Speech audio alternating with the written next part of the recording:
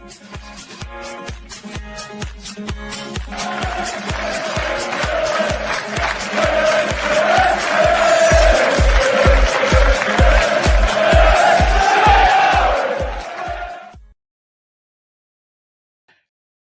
everybody, welcome back to the Stacey West YouTube channel. I am Ben and I'm joined by Adam from Progress with Unity because the Imps look to extend their unbeaten home start to the season as the Imps take on Wigan at the weekend. Adam, how you doing, mate? You keeping well? Yeah, very well, thank you. Yeah, Good, it's summer's coming to an end, but that means it's proper football season, doesn't it?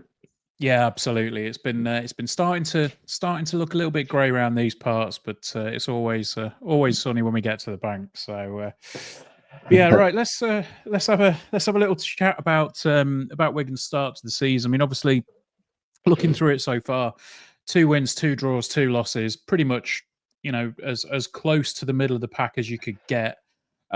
What's the fan reaction been to this start? Because I mean, looking through it, you, in fairness, you've lost to Luton, drawn against Rotherham, and then who was the other loss to? I'm just looking through this now. We lost to Leyton Orient. Yeah, away to Orient. So, yeah, has it been about what you'd have expected, or how are the fans expecting this season to play out? Well, the first thing to say is the match experience in terms of entertainment at home has been chalk and cheese, really, with the last 2 or 3 seasons. The football's really entertaining. Goals are being scored in every game. They played really well in the second half on Saturday against, I guess, one of the promotion favourites. And then away from home, I went to the Luton game, which was a very even game. They scored very early, and they're obviously a Premier League side 2 years ago. The Rotherham game was again very entertaining. We battered them in the first half. They came back, and we got a late equaliser. So the only game really, which I would say resembles some of the games from last season, it was dull as dishwater for ourselves, maybe not for Leyton Orient, but we were very poor that day. And I think Ryan Law was very angry because it was the same 11 he'd put out the previous week. And I think they might have been thinking, this is relatively straightforward. And as we well know, it isn't. No, absolutely not. No, it's there's no easy games in this division. I know it's such a cliche, but it seems to be, again, we use another one. Anyone can beat anyone on the day. Yeah, I mean, what were the hopes going into the season? Was it to build on last season? Was it to make a charge, and see if you can get into the top 7, or top 6, and see if you can just break into those playoffs, or how are you guys expecting things to go? Well, obviously the season ended well. I guess it was like, I suppose, gave Ryan Law a bit of, we were pretty much safe. It gave him an opportunity to look at the squad, analyse what we needed, and yeah, the signings that he's made, I think he's used some good connections in the game from his previous managerial stints. And I think with that in mind, and then actually looking at the caliber of player that we were signing in comparison to the players that we've let go, I think we would be looking at an upgraded season. And looking at the playoff places last season, you probably would have said possibly 3 of those, certainly 2 of those, you would not have expected to be in the playoff positions. You wouldn't have expected probably Wickham and Orient to be in there, and arguably Charlton. So, it's one of those that someone has to make up the top 6, and why can't it be Wigan, or why can't it be Lincoln? I mean, yourselves, you've experienced it as sort of underdogs when you had those runs, didn't you, 2 or 3 years ago, and fortunately missed out. But it shows that if you get going, you get a good team ethic, you've got a good, well organised squad, a manager that knows what they're doing, stability. I think my hopes would be pushing for the top six. I don't think I could say, well, if we didn't get in the top six, it would be a major disappointment. But if we didn't finish higher than last year, um, then it would be disappointing. And then the other box that's been ticked is the entertainment value, because ultimately we all want to win, but we also want to be entertained. So that so far has been really good. I've enjoyed all of the home matches and some of the away matches. Okay.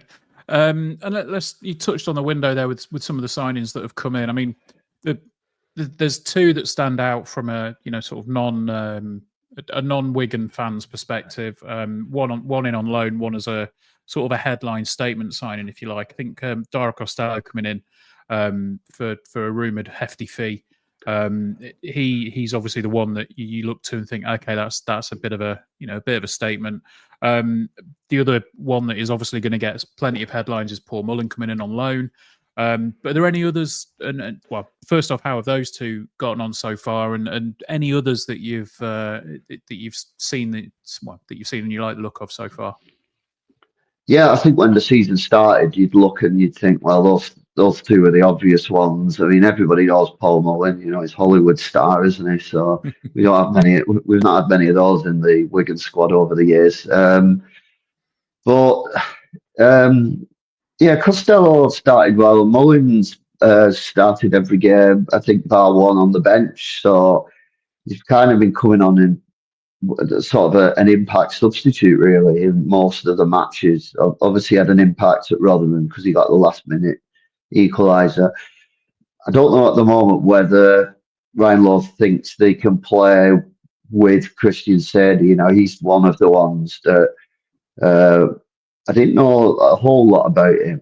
But Christian said he's come in and he's really strong. And what I quite like about him as well, he's one of those, he'll get into the box, he put his head where it hurts.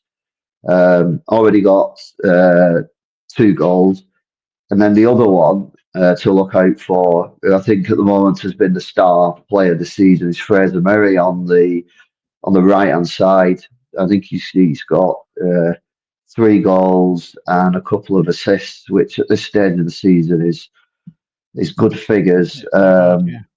Yeah, and he's an exciting player because he can dribble to the byline, but he's also got the option of coming back onto his left side as well. So it's quite good because it's not too predictable. And we are trying to get the ball to our wide players a lot quicker this year. Because we're certainly not a long ball team, but we are a bit more direct. We don't mess about with it too much at the back. And Humbo on the other side, now he was signed last season, but we hardly saw anything of him, and he's come back as a new player, very pacey. He set up a couple of goals as well. So yeah, attacking wise, I think we've got good players in our first 11. But in addition to that, you look at the bench and you think, wow, we've got some firepower on that bench as well, which we had to utilise that against Stockport on Saturday because first half was pretty poor, and we moved a few things around, put a couple of substitutes on, and we got a point. We could have arguably got all 3.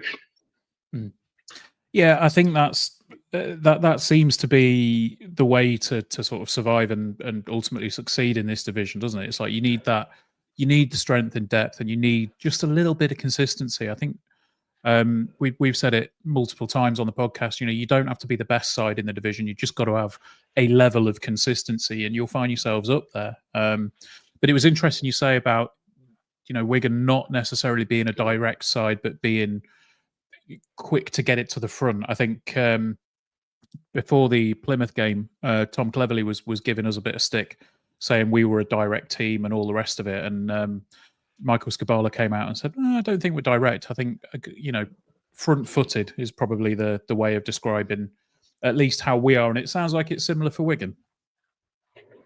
Yeah, I mean, the fact is with Sean Maloney, and I'd never say a bad word about him. He's a legend both on the pitch and obviously hanging around during the almost going into liquidation. he had a way that he wanted to play, very stubborn, and we almost had to score the perfect goal, really. Uh, and I guess the best example of that was the first goal actually at Lincoln a couple of seasons ago in the match that we beat you 2-1 when you were obviously going for the playoffs. That we scored a beautiful goal, but they were few and far between because often what happens is, you know, defence is the opposition team sort of lets the centre backs play around with the ball.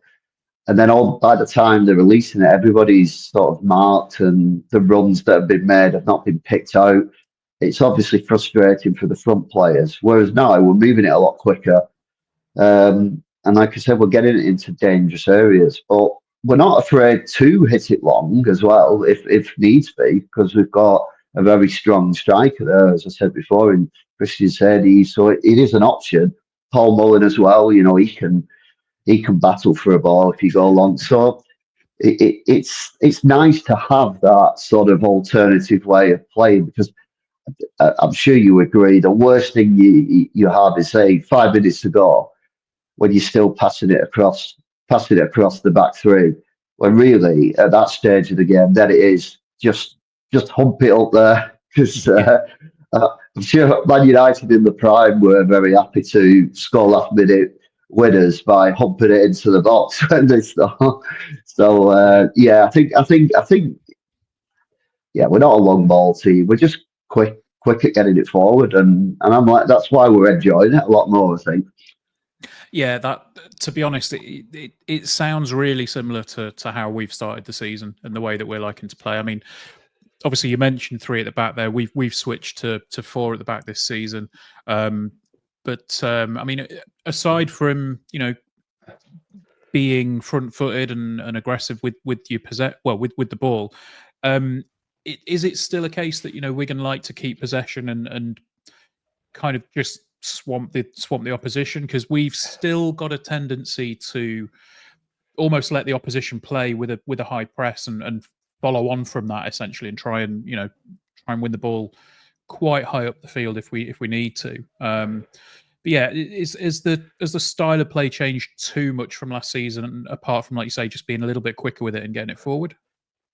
No, it's still it's very tidy, and I think really the main pattern of play is still Sam Tickle putting it out short. Sometimes he becomes because he's very good with his feet and he doesn't panic. He becomes the extra man, and then we have got players in the midfield that we can roll it into. When they're actually facing their own goal, which is not easy to do. We've got a couple of players who can do that, and and then there's quite sort of intricate sort of passing and moving, interchanging in that midfield as well. So it does look pretty on the eye at times. On occasions, it breaks down and the goal gets stopped up the other day. It was just a breakdown really from our own throwing, and we just got hit on the break. So there is that risk there for that. But yeah, I think you'll see sort of the main pattern being creating some space, getting it into midfield, and then sort of getting it to the players who can actually play and attack. So I think you'll see a side that's quite pleasant on the eye, hopefully on Saturday, and it should be a good game because only, as I said, only one of the games so far for me has been poor. So hopefully it'll be a nice competitive game on Mm. Saturday. Yeah, let's look ahead to it then. I mean, obviously, like you say, if you've got two teams that are looking to play in that sort of aggressive style, and when I say aggressive, I don't mean physically aggressive. The sort of front-footed nature of it and getting stuck in to an attack-minded style probably is the best way of putting it. Um, have you seen much of Lincoln this season or towards the end of last season? Because that was when we started to change our style a little bit. Is there anything that you think? If if our coaching staff are listening, is there anything you think might be a bit of a weakness, or maybe you're not too sure about from a defensive point of view? Yeah, I think I've noticed that in terms of, at times I think not necessarily defensive mistakes, but defensive positioning. I think at times, but I've not seen obviously loads of Lincoln. Certainly, Don't think I've seen Lincoln live this season. So it's a bit hard to judge, but I don't know whether, from a scouting perspective, whether sort of other teams have sort of caught up really now with the change of style and play from what you were doing sort of 18 months ago. Mm. Um, and it's quite early in this season because, like I said,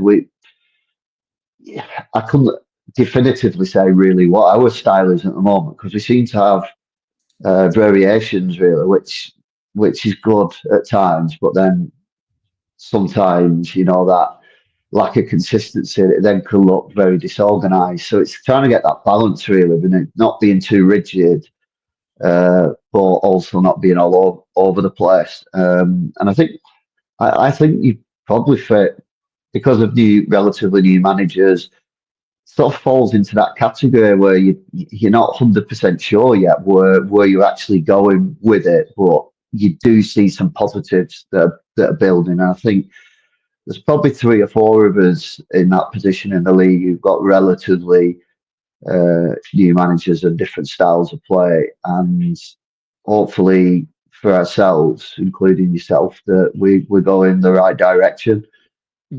Yeah, I think from our point of view, we've Skubala's he's probably what you'd call a bit settled now, and yeah, I'm excited to see where we go with it, and hopefully you'll see on Saturday some of the ways that we're trying to play, and it's looking pretty decent. We've had, in fairness, on paper we've had a pretty good transfer window as well. So yeah, I'm looking forward to it on Saturday. As you say, should be two teams going for it in the right ways, and it leads us to the obvious question of what do we reckon the scoreline's going to be, Adam? Well, I always I'm always very positive. We've got a decent record, haven't we, at Lincoln over the last Mm. few years. Um, I mean, I think my head would say a 1-1, but it's like maybe go for a 2-1 Wigan win. Try and get that first away win of the Fair season. enough. You Yeah, well, need there we to go. get So you need to get off mark. Yeah, you need to get off the mark quickly, don't you? Or it can turn into a really bad away run. yeah, I think clubs that have sort of had a lot of success previously, and I'm not saying this is your view, but I think some clubs that have had a lot of success previously, they'll look at Lincoln on the fixture list and it's little old Lincoln, and we're not the same team that we were back in the Cowley era. We're an established side now, and I think we're starting to show it. So I'm actually going to go with your head prediction. And I think it'll be a 1-1 draw. I think we'll keep the unbeaten streak at home going. But as long as it's an entertaining game, I think we'll all come away happy from it if we take a point each. Yeah, yeah, Right, absolutely. At this time. yeah. So to wrap up, we are now doing this season something new. Everybody that comes on, we're asking 5 quick-fire questions. Oh God, So that's all right. I thought I'd I surprise you wasn't I this way. wasn't prepped. I wasn't prepped on this. It's all right. It's just 5 quick-fire questions, just off the top of your head. Right. What is the best thing about supporting Wigan? uh, Basically, the unpredictability and the journey, if you like, journey up the leagues, down the leagues, up the leagues. Yeah, never a dull moment. Excellent stuff. And to complement that, what's the worst thing about supporting Wigan? That might be controversial, but I think we still have a lot of fans who still think we're a Premier League team. So I think there's sometimes too much negativity when I like positivity. But they pay the money, so they're entitled to more. But yeah, that's something that annoys me about supporting Wigan. Yeah, we had I forget his name off the top of my head, but we had Trotter Chatter on the other week from Bolton, and they were talking about it there, and they basically said exactly the same thing. The negative fan base and the kind of feeling of needing to be back where they were, even though they're not going to be. for a while. Okay, so next question: what is or what has been your favourite away day? Oh, favourite away day. So obviously Lincoln's good. Obviously I like it for the fan zone and everything. So it's always a good away day. Favourite away day ever. It's gotta be when we won 5-0 at Hull in the Premier League. I just can't I can't beat that as a on the pitch experience. But yeah, Lincoln and places like that, Accrington, I love them for like friendliness and the fan zones and things like that. That's all right. You're always welcome if you say that we're the best away day, mate. That's all good. Okay, one word answer now. So one word that comes to your Oh, mind when you hear the words Lincoln City. welcoming. Oh, that's a nice one. So far, I think we've had a couple of people say tough, and a couple of people say. I think one person said inspirational or bar setting. I think they said as a Mansfield fan said that you know from where they are to where we are, that's where they want to be. So yeah, welcoming. That's a nice one. I like that.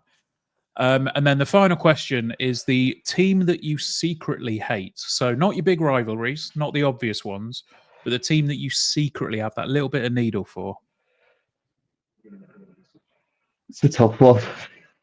I don't really hate any team. I don't know. Probably because we've it's always been awful when we played them. We've not played them that many, but probably Stevenage. But that was a lot to do with Steve Evans' era. But Yeah, I think we'll. they're never good games. Though they've never been good games. No, we'll give you that But one. Stevenage not is hate. Hate's a bit of a strong word for them. I okay. don't. Dislike Yeah, slightly. Then there we go. Yeah, we'll dislike. go with that. Yeah, Yeah, no, yeah. I'll sit with you on Stevenage, mate. No problem on that one. So, right to wrap up, then, mate. You can have 30 seconds or so if you want to give yourself a little plug. Let people know where they can find you, and then we'll call it. Yeah, so yeah, Barry and the crew are still running the Progress with Unity podcast. I haven't really been on that very much this season. I've been doing quite a lot with the Wigan Athletic Supports Trust on the uh, Football Supporters Association representative, and I'm also on the National Council as well. But we are, you know, when it comes to the reverse fixture, come and see us, you know, in the sports club. We can have a chat and don't bring your full army in, obviously. We're selecting rights. Although this is going out to millions, isn't it? So we're going to be inundated now with people coming to the supporters club. I think you overestimate our reach slightly, mate. But no, look again.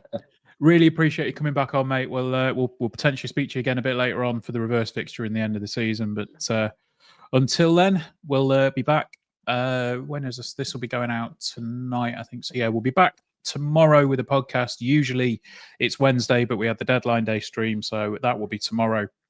And then we'll be back again on Sunday to review the game. But again, cheers, Adam, for coming on, mate. And Yeah, you're welcome. yeah, we'll see you next time. Up the Imps.